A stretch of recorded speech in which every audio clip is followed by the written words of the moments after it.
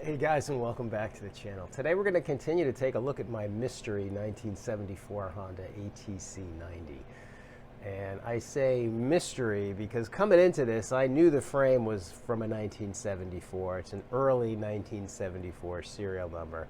The engine is not 1974. The plastics are not 1974. I'm not sure about the front end. And the reason we're delving into this a little bit more, I've got two earlier videos on this same bike, and I've got wheel adapters on there to go from the balloon tires to regular wheels and tires, and they're not working well. And that kind of, as I dug into that, I've discovered some problems with the axle and just more than I can explain. If you're a US90 expert, and I know you guys are out there and you can help me out, you see this video, leave me a comment below because I'm really kind of clueless in terms of these machines. But to start off, let's take a look at my wobbly rear tire problem, and then I'm going to show you some of what I've discovered. So let's take a look. All right, guys, so before we get crazy, this is the machine as I got it. I've had it for 2 years. It's a rider. I didn't spend a lot of money on it. And I primarily use it in the wintertime, fooling around in the snow. It had a 110 engine in it. I recently switched out to an original US90 engine that came with it, and you can watch one of my earlier 2 videos on this bike to see some of that detail. But when I took it apart, I noticed this wheel problem, and now putting it back together, I can't ignore it. So you can see by looking at this left-hand wheel, I've got the nut off of there at the moment. And the nut's not on the other side either, but just sitting on the hub, this is the amount of play you've got. Here's the other side. Right? That is certainly not correct and certainly not acceptable. So let's take a little closer look at what's going on there. All right, here's a close-up of the left-hand side. You can see with the wheel all the way in, this clearance isn't right. This really should be out a little bit further so that when you put that normal washer on there, it stays. That's not the case. Look at the ridiculous amount of wobble you have configured this way. That's no good. Let's take a look at the other side quick. All right, here's the right-hand side, and you can see the opposite problem. This one goes in a little bit too far. However, you've still got that same ridiculous amount of wobble. Now again, this is the way I got the bike. Let's take a look at the detail behind this. Now here's where things get interesting. If you watch my second video, which is, hey, here's a little hack for your wobbly axle, that should have been the clue. Now I'm a knucklehead, right? I'm doing all of this and I'm assuming that at some point everything is going to line up and kind of work together. And when it didn't, I finally spent some time and downloaded a shop manual. Taking a look at the shop manual, I realized that I've got more problems than I had any idea that I had. Let me show you. So looking at the shop manual, it shows there's 2 nuts that are supposed to hold the axle in. My axle doesn't have threads on it, and there's only room for 1 nut, and it doesn't hold the axle in. It also shows that the axle is attached to the hub and that you have to remove those bolts to remove them. Let's look at what we've got. All right, guys, so here we are looking at the axle with the wheels off. Now, if you watch my earlier video, you can see I made this little super hacky kind of adapter because the axle just slides through that center shaft that sits in the bearing carriers, and it had just way too much play in it. And it still does, but this little guy certainly helped out. Now, if I pull that out of there, you can see that this nut is on the carrier, not on the axle. And without that adapter, there's just way too much wobble. And there's no thread here. There's no thread for a second nut. And that does not hold, if I take this off of here, that does not hold the axle in. In fact, if I push on the axle, it'll come right out. Here's the other side. Right? These things are not bolted together. In fact, this plate, these don't even have threads. So really, what's holding the axle onto this bike is nothing more than the wheel and the nut on this side. So long story short, yeah, my wheels wobble, but I got a bigger problem. in that somebody adapted this non-US90 or ATC90 axle and sprocket assembly to this bike. It's not right, it doesn't match the parts diagram, and that is the root of all my evil.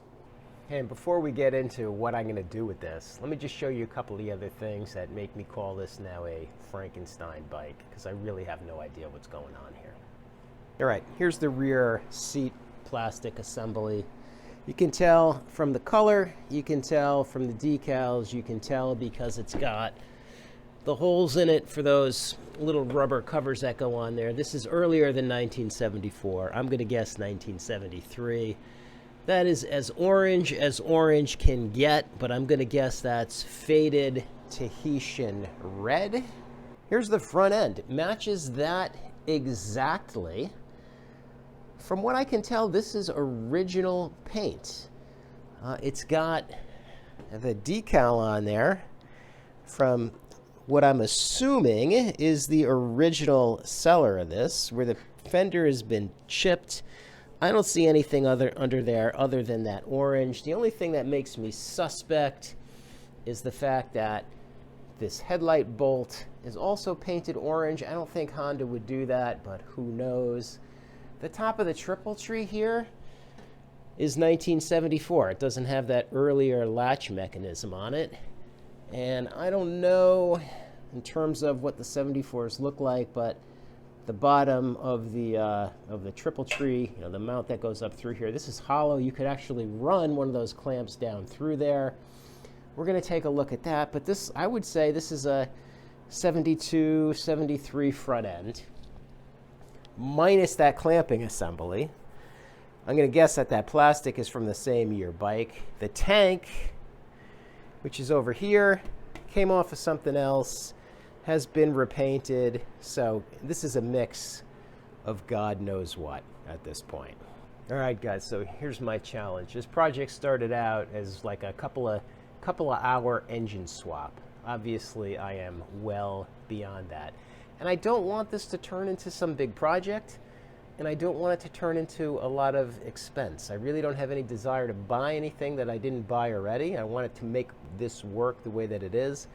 And maybe at some point, you can see I've got a 1974 Honda thing going on here. But a mint 1974 ATC90 was not something I was ever looking for. This is a bike I bought to have some fun with. So my strategy is going to be simple. I'm going to try to take what I have and make it work in the short term. And if I have to change some of this to make that work, that's okay. Because at some point down the road, when I've got a little bit more time, if I want to bring this back to normal, I've got to buy some other parts anyway. So, and it's winter here in New York. So I want to be able to ride this. I want an outlet when it's snowy. You know, I don't have anything else I can ride in the snow. So I want to be able to do that. I don't want to spend the next month screwing around with this thing. So we're going to try to get it back together based on what I've got today.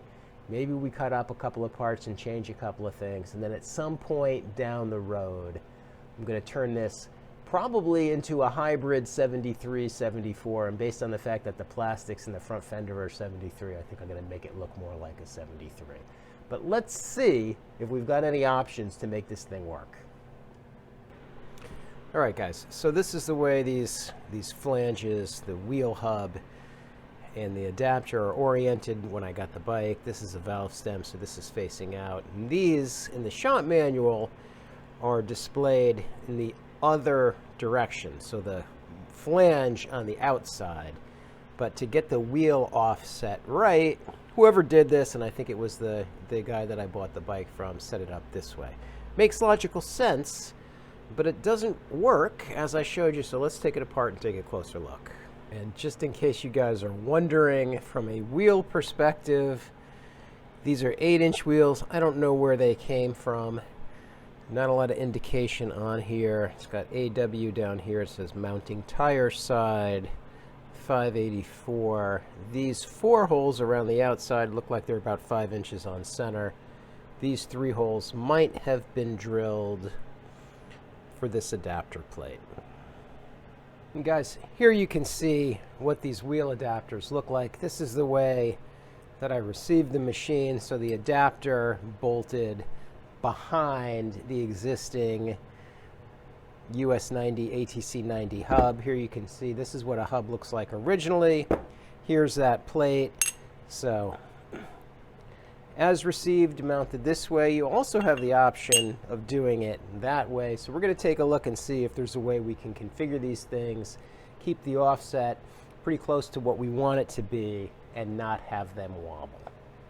Okay guys, here's the easiest way to demonstrate what's going on here. Here's the way these things were mounted, which makes the most sense because it keeps the offset of the tire about where it's supposed to be. And this way, with the tire on the bike, there's about a 7-inch gap between the frame and the edge of the tire, which seems right. However, you've got this ridiculous wobble. If you look in the manual with the original tires, and I don't know if this is right or not, but it looks like they mount like that. Mounted like that, there's much, much less wobble. But the offset is now 3 inches further out. It's going to put a lot of stress and strain on the axle. That's not supposed to be there. Now, I started off thinking that most of these parts were original. They're not. So if I take off this spacer for a moment, and I put this back on this way, and I drive it up a little bit, now there's no wobble. So, what's the easy solution? This spacer is a little bit too long. So I think what I'm going to do, let's go check the other side.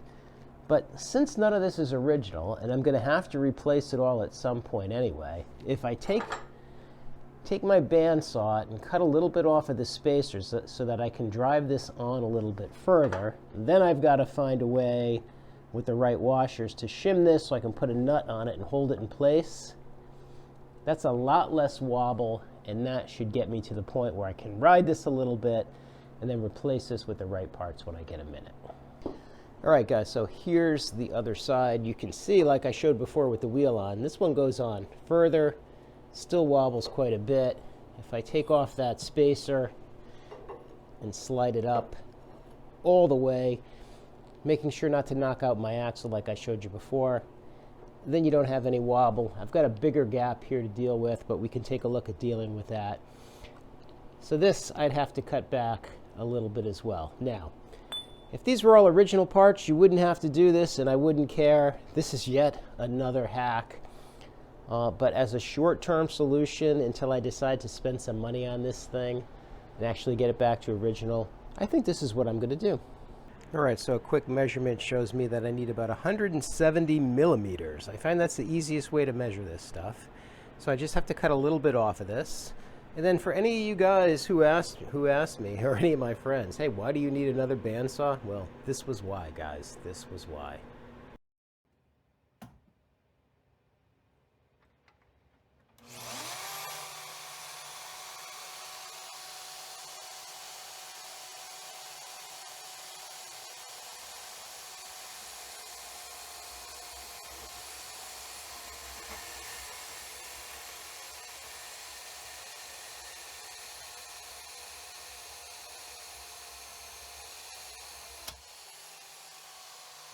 My other side measured out to 203 millimeters, so I got a little bit more to cut off of this one. But again, Frankenstein bike, no harm done. Let's cut it and see. All right, guys, and after all that, using the pieces that I cut off for spacers on each side when I bolted the wheels together, here's where we are now. There is zero wobble anywhere. Short-term problem solved. All right, guys, so where does that leave us? I think that was a good solution to a short-term problem without having to spend any money. That's tight. That's going to work. That'll get me through fooling around this winter, and it'll get me to the point where I decide to either buy some new parts for this or start with a better bike if I really want to restore one. So I'm happy with the way this worked out. But now if you watch my first video where I pulled the ATC110 engine out of this to put in the original US90 engine, The 110 engine had transmission problems. This US90 engine needed a top end, and I did that. So I know the top end is good. I know the crank is good from having the top end off.